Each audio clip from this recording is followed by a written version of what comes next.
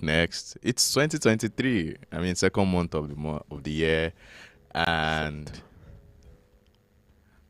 it's 2023, second month of the year, and this is the 23rd episode. It's just right. 2023, 23rd episode, 23 episodes of Techbytes.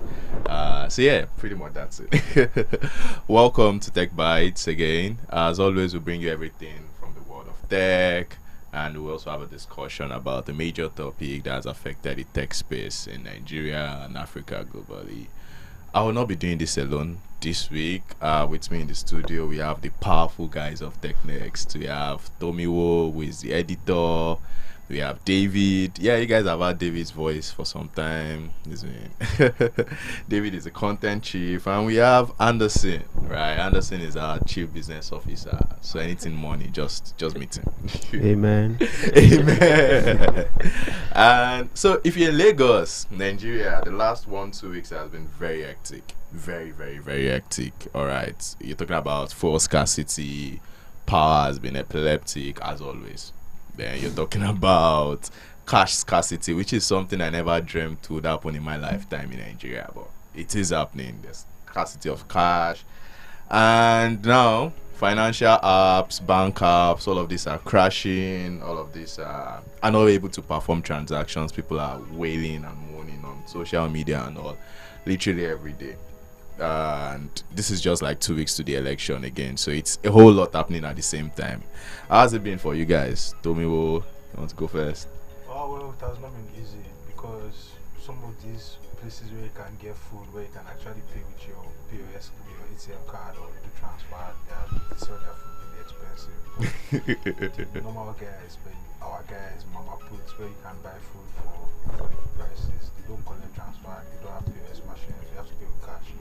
And there's no cash available, you understand? That's been very difficult. How about you, Anderson? How's it been? I think I was just talking about so yesterday I had a handyman come to my house to fix some things. It was this guy that literally gave me cash, and then I had to add that money he gave me to his call to transfer. Wow. Because the POS guys don't even have cash. If you visit a lot of the POS points, you see that they are not even there. They are hiding. And even if the ones with cash, the ones with cash are charging you like 1k 500, 400 for 2,000 naira. What are you going to do with 2,000 naira when you have a lot of things to do? And sadly, it's not even the new notes they will give to you. And these guys are buying money, apparently, from sellers in the market. And so it's just a messed up thing, right? This is not the first time we are changing currency in Nigeria. We changed from paper to polymer at some point. Even the old 100 naira note, if you pay with it, they will still accept it today. So it's just quite a lot happening at the same time. We thank the Lord. It is a lot. David, how's it been for you? So a lot of good things and a lot of bad things. So for the first time in my life, I went to market buy fruits, and I transferred to the seller. Oh wow! So I saw the efficiency of trust. I've been buying from the same fruit seller for months. Okay, that's a year. Yeah. So when I said I don't have cash, she was willing to say transfer. I transferred and it did not go. And she said, just carry it. I know you will come back next week, Wow. So when I go home, I did the transfer again. The subsequent week, I went back there, pick up the fruit, transferred. So it just shows that the missing element in all of this is trust. I mean, if we are able to create a system where people trust the online banking transactions, most of the cash will not need to work. But just then, I had a flat tire in an unexpected place, and I had to go to the vulcanizer, and after everything they said the money was 1-2. I have money in account, but vulcanizer will not take transfer. Oh wow. And I cannot be dragging my tire on the road, so I had to fix the tire there, wait there, and check my car. I could see 150 naira under the carpet. Then I called somebody to bring money. All the money you could gather from friends and family was 750.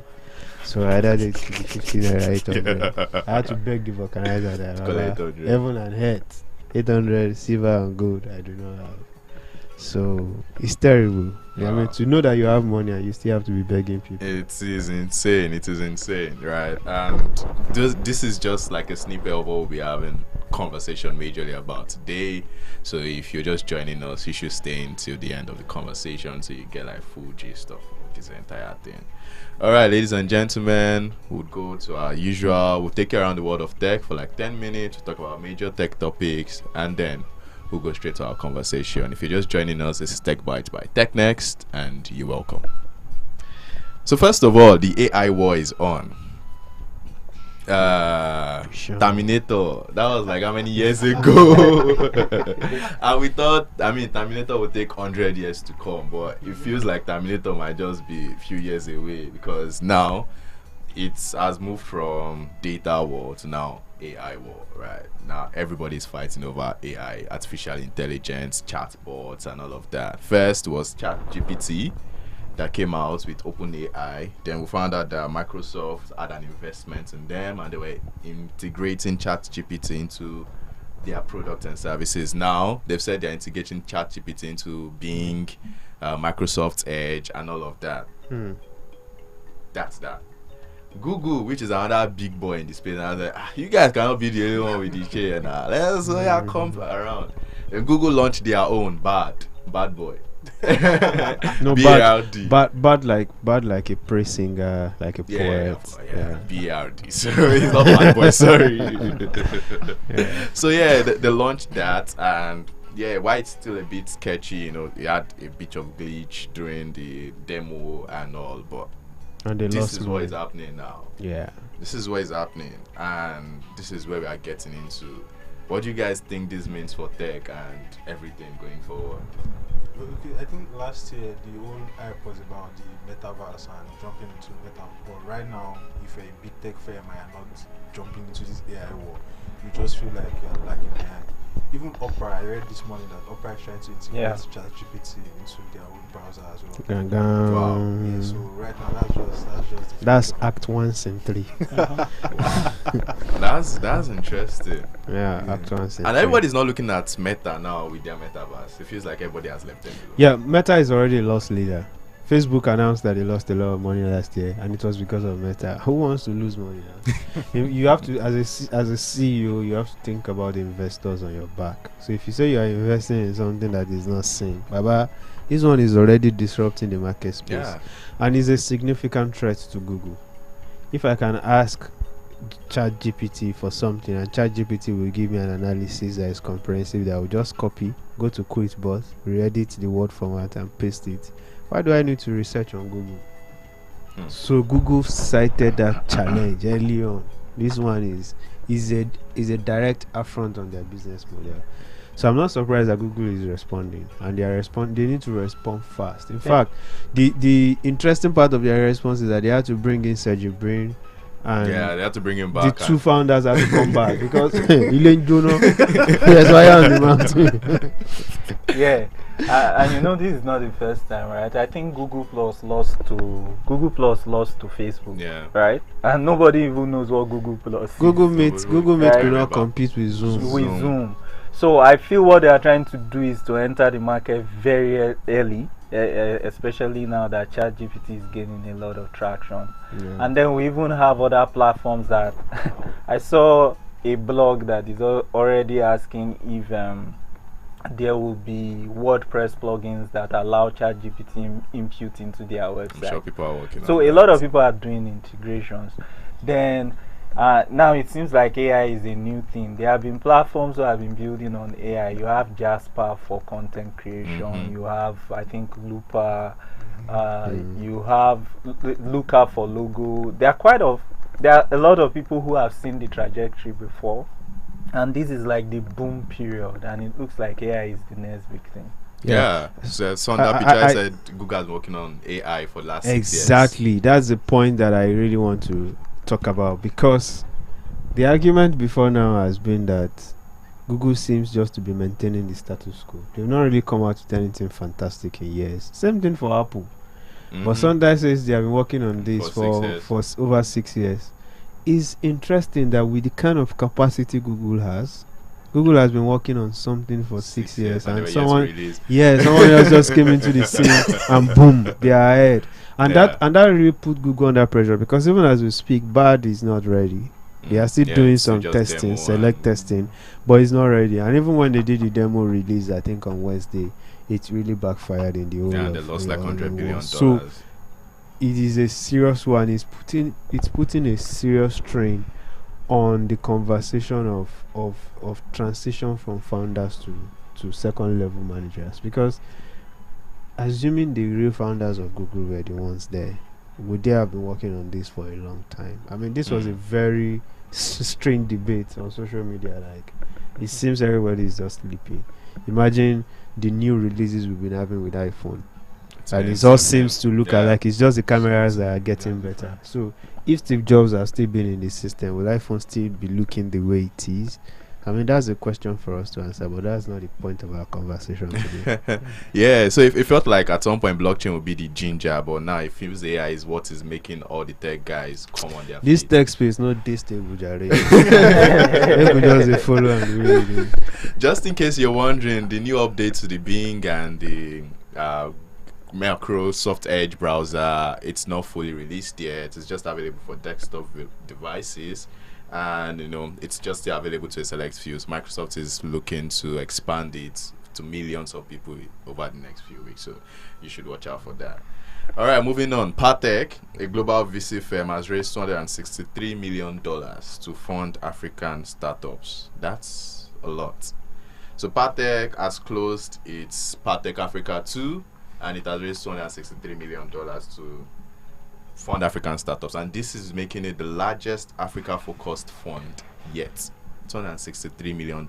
It's ready to pour it into startups and all of that. It plans to raise $230 million initially, but it closed ahead of that, $263 million. And also, it's planning to continue to raise it to about $300 million so that it can close finally and be like, okay, yeah, guys, we have the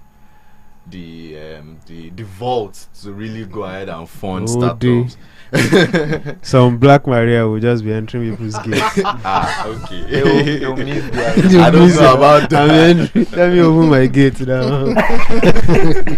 I mean, mention some of the partners for this fund. They're talking about HNIs, family offices, DFI, corporates, African funds, Anchor Investor, the German Development Bank, and a host of others. Actually, it's like a full-blown big guys came together and be like, okay, let's pour this money into African tech. So it's interesting to see that the African tech space is this lucrative that everybody wants to put their money into it.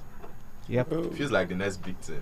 Yeah, I mean, there are a lot of solutions that the African tech space will Africa has provide. problem. So there is solution.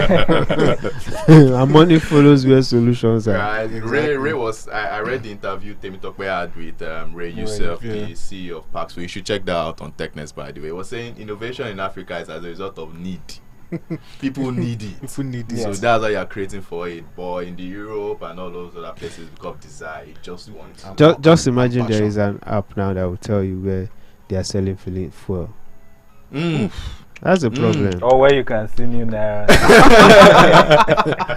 Fair enough. I need to aggregate the time, so you know 40 Yeah, by 6 a.m. there will fall in NPC. At 6:45 MRS will start. Fair enough. That's You nice. even know which filling station along your path is dispensing. Guys, that's $1 million Idea. Google will just integrate it with one code. All right, so African founders, go get your cash, is it? $263 million. Exactly. Yeah, so moving on, Starlink launched in Nigeria a few weeks ago. Now, it has announced that it will also be launching in Rwanda in Q1 2023. So that's between February and March. It should actually launch in Rwanda. According to the CEO of the Rwanda Space Agency, it says that Starlink's internet operations aligns with their goal for the Rwandan ecosystem to increase internet, bandwidth. We don't like better thing. And he also says that okay, Starlink is not coming to replace the national internet guys, so they should not be scared. It's just coming to supplement and make it better and all of that. If you must know, Starlink has been trying to launch in Africa for some time. It has talked to, or it has planned to launch in Kenya, Malawi, Mozambique, and Nigeria, which it has launched in already. It also has 3,500 satellites orbiting in space. So nowhere you are in the world that Starlink cannot reach you. That's what it means. Yeah. What the CEO of the RSA was saying, that Starlink is not yet to replace. Of course, Starlink cannot come and replace their competition in Rwanda because it's actually expensive. Yeah, exactly. It's not going to be cheap. It's not going to be cheap. Even in Nigeria that it launched, on the site it's saying 263,000 naira. But if you're about to buy, you have to pay in dollars, which you have to source dollar outside bank. So if you're sourcing it in bank, you pay 263. But if you're sourcing outside bank, you're paying like 400 and something thousand naira. So which what is a are lot. other guys, MTN and Airtel and Glo? They're still talking about 220 something thousand naira. You manage your 10 megabyte per second, sha. I think Starlink will cater for that premium 2% cap of the market that really need fast internet and can afford it. I mean, if you're just a usual person that wants to do Facebook and TikTok, I don't think you really need, 255 megabytes per second, because Baba is just to shoot video of you running at your filling station with keg and post it on TikTok. So you don't need Starlink. But if you're really doing some heavy lifting, then Starlink is for you. I think it's just going to be a defining point for what is possible in Africa. For a lot of people that want to do things, they want to collaborate, they want to create content, they want to create solutions, and they don't want to leave Africa. True. They can be able to have the same experience of traveling abroad. So now, if you really, I was just thinking about it, that if I really want to do remote work, just build a fantastic house in my hometown. Get solar panels and use. Or if you are the guy that likes moving, so you don't really need to. You like seeing places, then Starlinks will be something you should be looking at. I saw a social media post of someone in Niger, and the guy was getting like 250. I would just instead of you being the tech bro and be facing traffic in Lagos, just go to Ilorin. Or go to Mina, or go to Kebbi, and you just get your Starlink and you'll be having the same experience. And if you have any issue, just go to the airport in Ilorin and take a flight to Lagos. Simple. Yeah, fair enough. You should actually subscribe to our YouTube page. We have a review of Starlink coming up, so check that out. Watch out for that. Starlink also will be launching in Kenya from June 2023. So Kenyans, it's coming. Yeah. I'm a side brother. Yeah. So moving on to a brother we've talked about on this place so much that he should actually be paying us. Elon Musk comes to shoot my shots. Twitter, Elon Musk. So Twitter Blue this week has launched a new feature that would allow its subscribers to tweet up to 4,000 words. So Twitter is becoming the next Quora or LinkedIn or Medium, as the case may be. So if you don't know, the current Twitter limit is about 280 character limit, but now Twitter will be allowing you tweet up to 4,000 words if you are paying. So if you are paying for Twitter Blue, which is $11 for iOS in one tweet and Android users, one tweet, not a thread. So everyone will be able to see the tweet, but you would only be able to do it if you are subscribed to Twitter Blue. Alright, and the way to show on your timeline is if you're scrolling through, you see show more. So it won't show you beyond the 280 that it shows before, but now you now see show more. So when you click on that show more, you will now start scrolling and scrolling and scrolling and scrolling and scrolling. Exactly. That experience is what I'm not looking forward to. That scrolling and scrolling and scrolling. I like Twitter because it gives you it's very short. Also, I think it kind of increases your creativity. Like whatever message you're trying to pass, you have to keep it short. Funniest things on characters. Twitter are like just 100 characters. Exactly. And you will laugh and laugh and laugh and laugh. Now imagine someone trying to recreate that with 4,000 words. It's like, bro. And with threads, you know, if you make like, if I'm not interested in the first two tweets, I can just tell like, look, I can't wait, just move on. But 4,000 characters, man, it's just too long. I think Elon Musk is trying to make Twitter everything to everybody. As profitable as possible. Yes, and that is a challenge. That is a challenge. Yeah, but if there's any good thing with Elon Musk is he can start things and throw them away as soon as he realizes that. So this is a theory that nobody has tested, right? If he tests it and it doesn't make sense within 48 days, Elon Musk does not have shame. He can just come back and say, "Kai, this thing no work." Goodbye. So we should not be sad. We should not be happy. If before he launches in 4 days, Elon Musk can just wake up from his yoga mat Say we are holding on and say, "This one, we don't scrap him."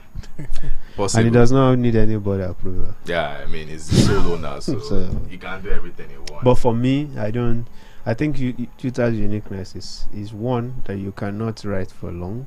Two, you cannot delete or edit. You can delete, but you cannot edit. That part.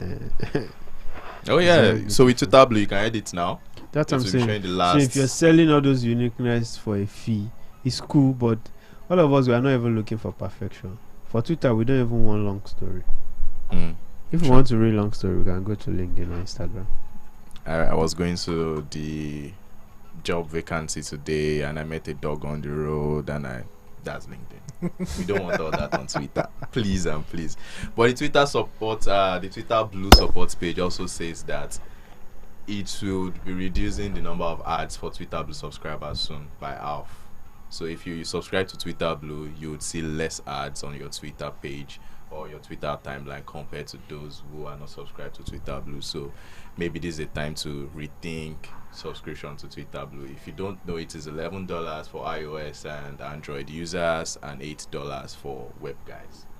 So yeah, guys, that brings us to the end of the Around the World of Tech. Yeah, we've taken you around the world of tech. Now let's go to a deep dive conversation. It's open mic, so I introduce to you Anderson, who is our Chief Business Officer.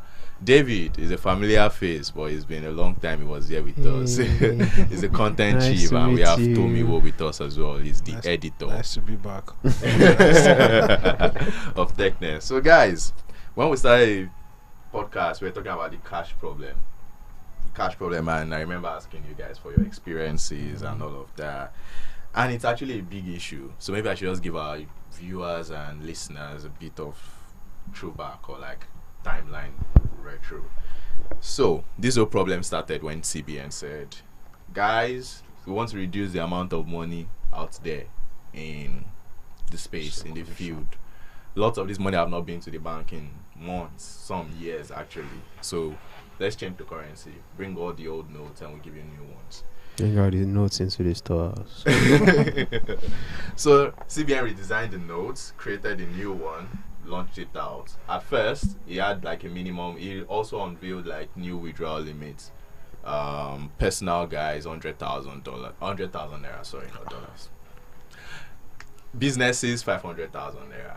Right. Then after lots of people complaining, POS guys complaining, and everything, increased it. Personal guys 500,000, businesses I think 5 million or so. So he did that.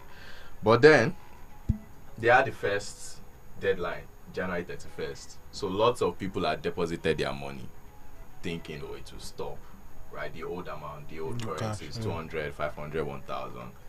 But by a day or two to the deadline, CBN announced that it will be extending it by another 10 days again. Now this created a problem. Banks are saying they don't have cash to give out. And people are taking their money to the banks already. Our banks are now saying, oh sorry, we don't have cash to pay out. So now people are not able to get cash, right? So we moved to digital transactions, transfers and all of that, but that also has been having issues because it's failing, it's crashing, it's doing all of this. So it's been like a domino. One part is falling, the next, and all of this is happening just around the same time that elections is 2 weeks away. Nigerians are about to decide their fate, which is maybe one of the most important elections we've had in this democracy.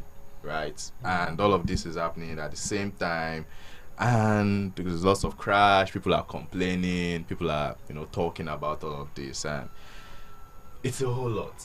It's a whole lot. So, guys, so far, what did you think maybe the CBN could have done differently that we would not get here?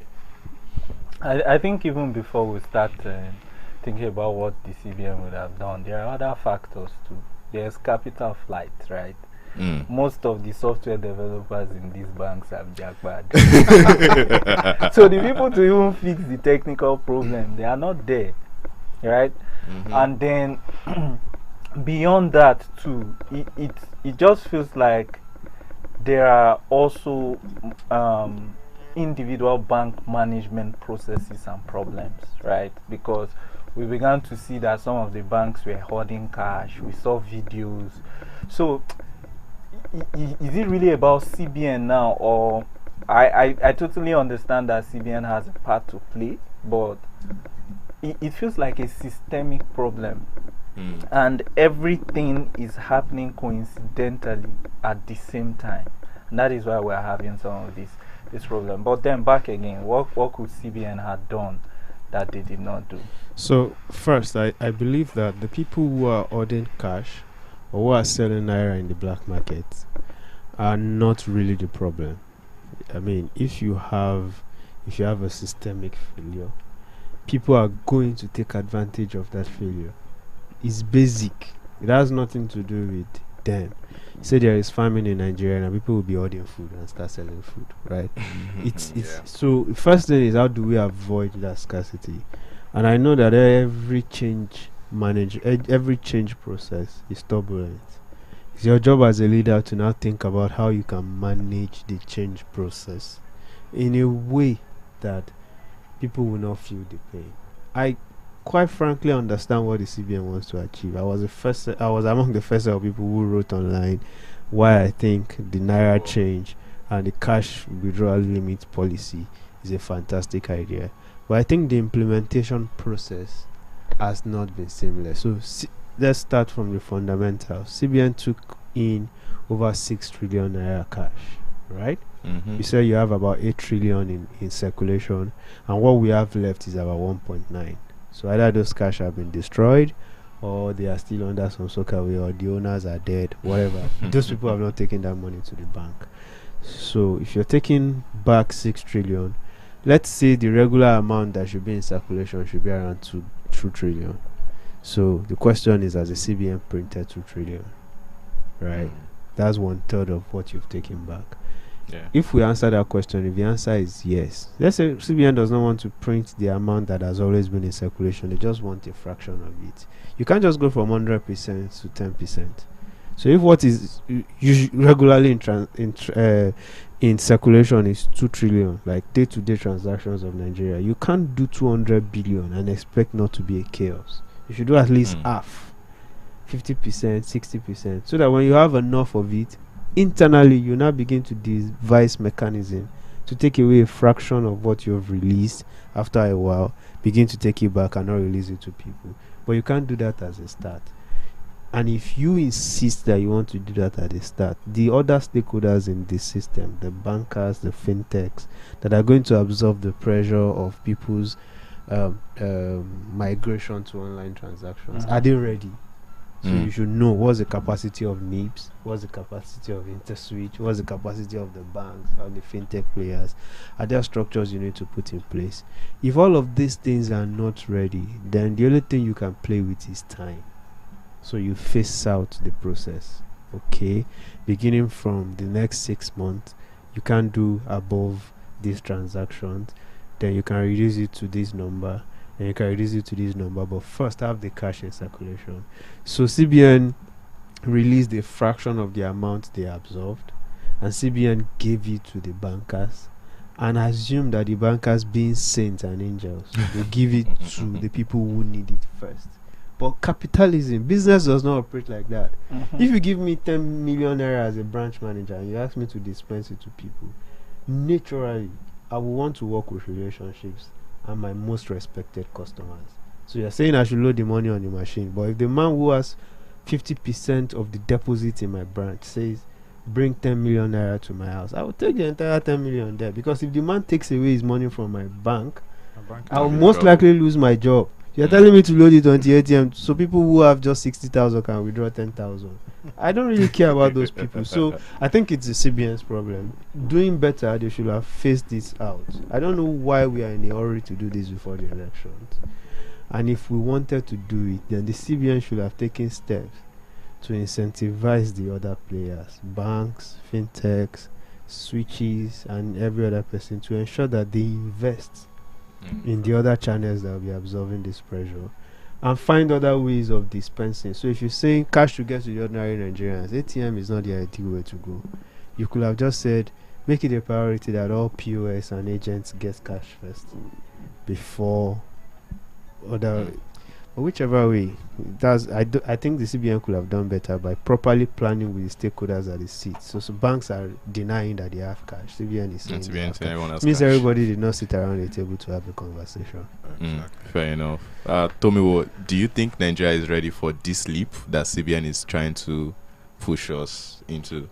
I don't think we are ready, because I think the goal of financial inclusion is for the woman that sells roasted plantain on the street to be able to collect money digitally, right? And this past few weeks has just shown us that that's not the reality of things in Nigeria, because a lot of vendors on the streets, like the vulcanizer that fixed his tire the other day, could not collect transfer. I mean, apart from the fact that there's a trust issue, which is part of why we are not ready, but the CBN, I think all these policies should take time and conversations with other stakeholders, like David mentioned earlier.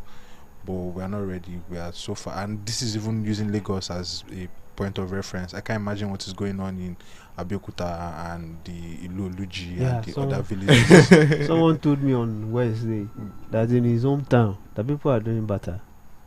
Yeah, it has gotten to that in a lot of Yes, in the south. The person is from the south. He said people are doing better. Like someone called him from home. So I have salt, you have rice. We agree. What's the value of my salt to your rice? And we exchange. My mom had to travel from my hometown in Ekiti to another town where you're going to take a bus of over 1,000 naira to withdraw 15,000 naira. In Lagos last week. So just imagine how the market traders have been selling. They will just, okay, you want to buy, just exchange value. I used 1,600 naira. I paid 1,600 naira as charges to collect 10,000 naira. That's more than 10% of what I was hoping to get from God is 10%. 16%. You know, when all of these things started, I was having a conversation that was even like October last year with somebody that what this would turn supermarkets and traders to are mini banks, right? People will start, rather than, if I'm a supermarket and I do 5 million every day, rather than take that money to the bank, I would just add a premium to that 5 million and share it with my friends, and they transfer to me, right? And these are the things we are already seeing. It's playing out right now. I was having a conversation with a POS person and saying that we buy money from market traders. We buy money from people that are selling supermarkets or pharmacies, right? So there's a lot that the CBN did not do. I recall in 2019 I was still in telecoms, and most of these telecom guys were looking at having payment service banks.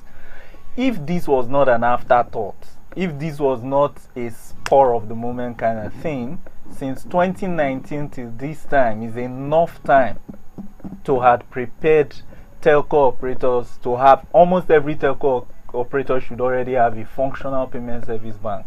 People's phone numbers should already be like bank accounts. People's emails should already be a store of value.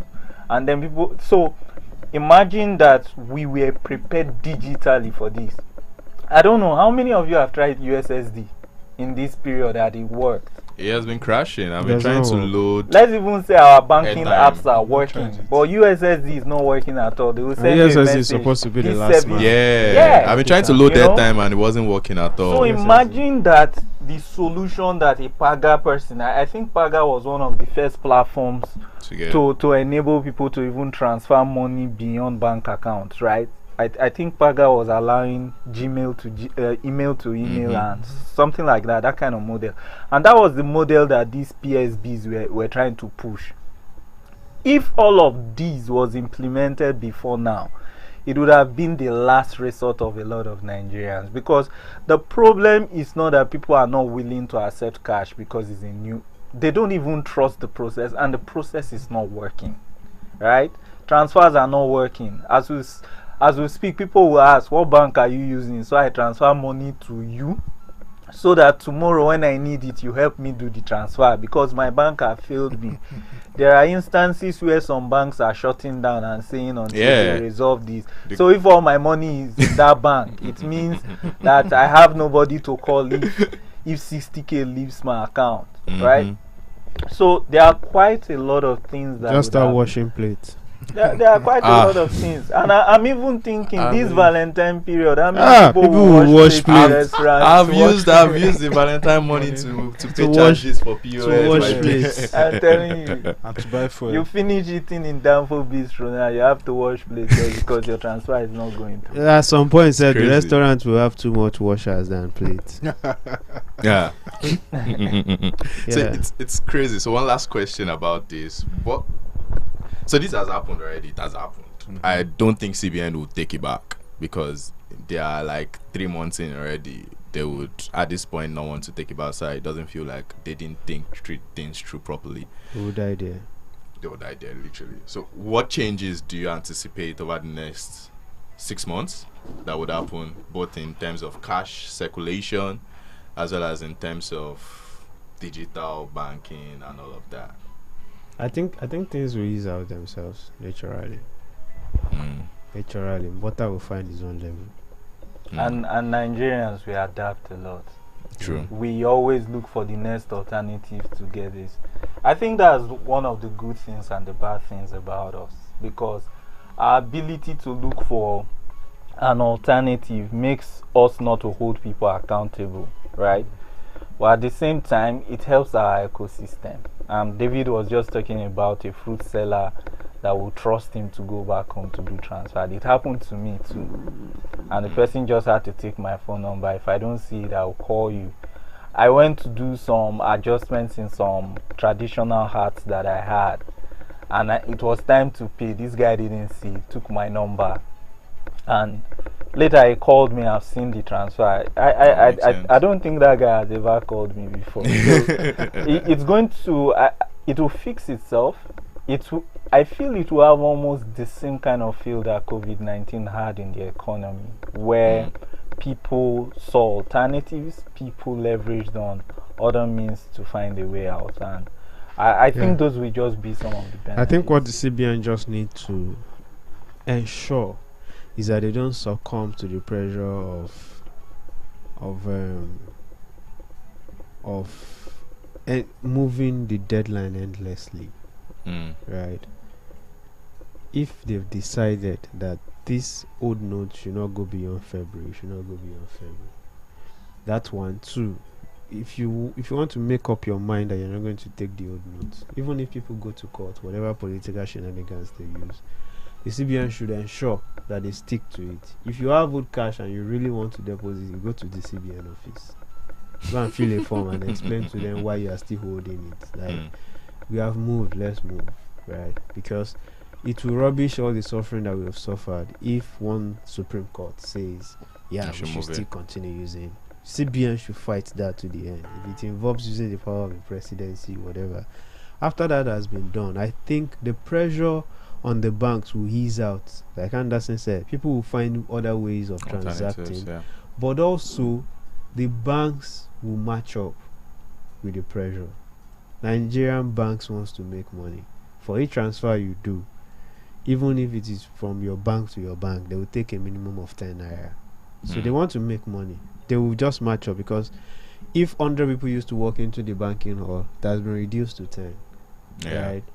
Technically, the only way they can now make money from the customers is when they use their online channels. So they will invest in more memory space. They will invest in capacity. I mean, they are not helpless. They are not government agencies. They would invest. So I think that part will be sorted. As for the cash part, when people now get to realize that if they've been able to find other ways of transacting apart from cash, the pressure on looking for cash will reduce. Apart from my dealing with the vulcanizer, most of the transactions I've done so far, I've been spending money, but I've not been using cash. Okay, not many Nigerians are in my box, but the implication is more Nigerians will get to be in my box, and people like me will not go and be queuing at the ATM again. It's not like we will not queue, but once in a while, just for some cash to pump tire if you hit somebody that is selling egg and all of that. But for other people who need cash for daily transactions, they will find their way around it. POSs, trust, transaction.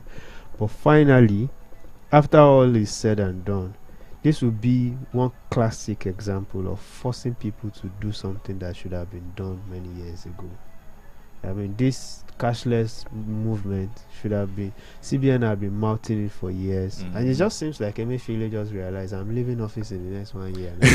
Let me do one legacy project, and carry Koboko and pursue all of us. So it's good. Eventually, we'll be able to trace money. It will even help in our elections. If you want to bribe people to vote for a certain party, all of us will see who you are transferring the money to. So we'll be able to track it's a good thing in the overall. I think we will just get there. Fair enough. All right, there you had it, guys. So just one, we talked about the elections and everything. Now, if you have an opportunity to advise the incoming president, what's that one advice you'd give him in terms of the tech space, particularly? What's that one advice? I think the one advice would be stakeholders engagement, right? You can't just sit somewhere and make policies that will affect the last mile. We are having conversations with the last mile. We were giving examples of that most of the problems we see in banks today is just lack of communication, right? If people are queuing outside and a manager comes to address the problem and explain to people why they don't have access to cash, we are very understanding people in Nigeria. We will listen or will look for an alternative. Since I can't, but you are keeping me waiting, you are not saying anything, you are expecting me to wait till 4 and you tell me there is no way. So stakeholder engagement is very critical. Who are the players in this space? What are they doing? And how will the policies that I'm going to make affect them, right? So it's very critical. And I think one of the presidential candidates always say that even the developed countries, it's not like they figured everything out. They are learning every day. So what makes us not to learn, right? So critically, that would be my one advice: stakeholders engagement. Tommy, what will be yours?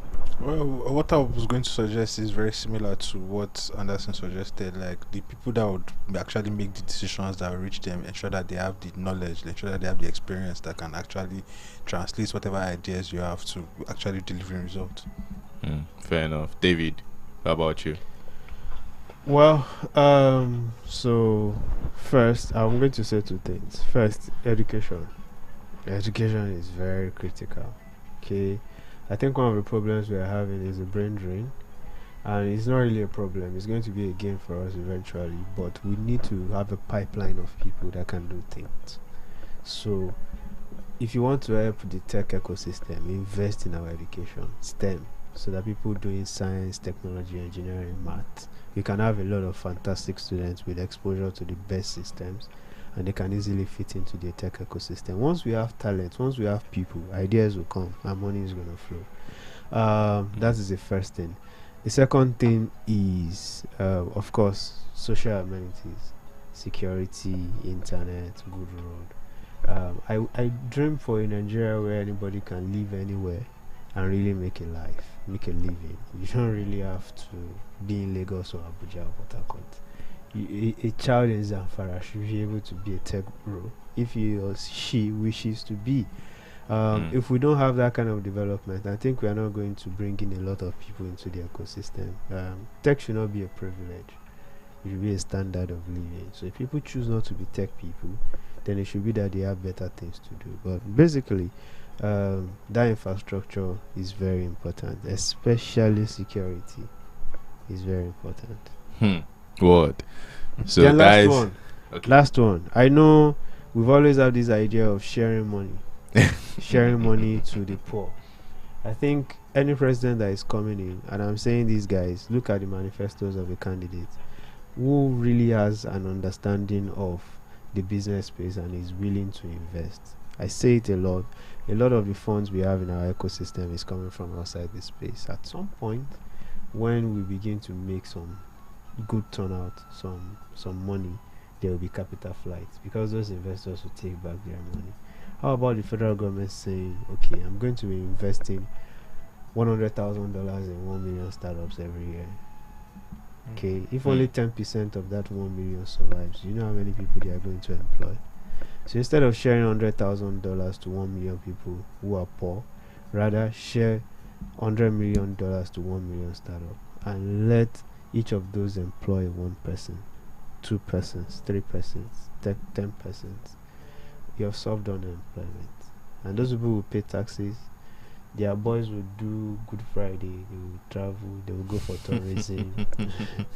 You've solved the economic problems. It's your money, it will go, it will come back, but some will make a lot of yields, and we could have 100 unicorns in 4 years. Solid. Yeah. There you go, guys. Thank you for joining us today. This was an exciting and insightful conversation, and thank you for joining us.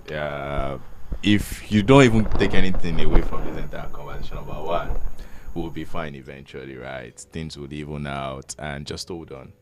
Try as much as possible to find alternate means of transacting, as long as it's safe and fine and for you. Number 2, for the incoming president, make sure that tech is not a privilege, right? Make sure that tech is not a privilege. All right, guys. Thank you for joining us. Do you want to share your social media handle for our listeners so they can follow you? Stomy, but a 7 instead of a T. As long still. David? Yeah, our handles are aphorisms, AFORISMS _, across all channels. Same Anderson? face. I'm Anderson Ozapo anywhere you go, right? ANDERSONOZAKPO. All right. Also my handle. Makes sense. I'm Ackdown07. Thank you, guys. Follow us, subscribe, share our podcast, and let us know your feedback. If you like a conversation you want us to talk about, or you'd even like to pitch in at some point, just let us know, and we'll be ready to act on to you. Till we'll come to your faces and your ears next week. Take care.